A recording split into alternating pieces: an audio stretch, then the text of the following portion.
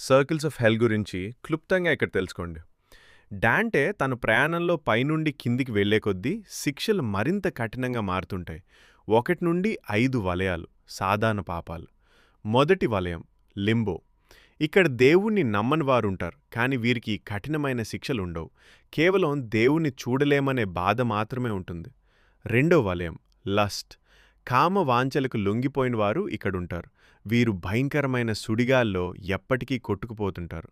మూడో వలయం గ్లటనీ. అతిగా తినేవారు ఇక్కడుంటారు. వీరు మురికి మరియు బురదలో పడి ఉండగా పైన నుండి నిరంతరం కురుస్తున్న నల్లటి వర్షంలో నానాల్సుంటుంది.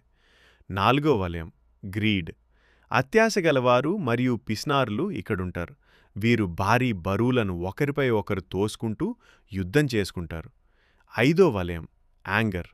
కోపిష్ఠులు ఇక్కడుంటారు. వీరు స్టిక్స్ అనే బురద నదిలో ఒకరినొకరు కొట్టుకుంటూ ఉంటారు. 6 నుండి 8 వలయాలు తీవ్రమైన పాపాలు. ఆరో వలయం హెరెసీ.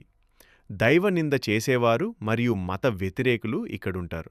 వీరు మండుతున్న సమాధులలో నిరంతరం దహించబడతారు. ఏడో వలయం వైలెన్స్.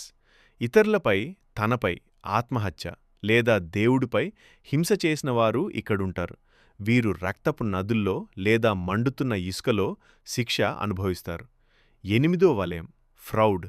ఇతరులను మోసం చేసినవారు, దొంగలు, కపట వేషధారులు ఇక్కడుంటారు. ఇది 10 విభాగాలుగా విభజించబడి రకరకాల చిత్రహింసలతో నిండి ఉంటుంది.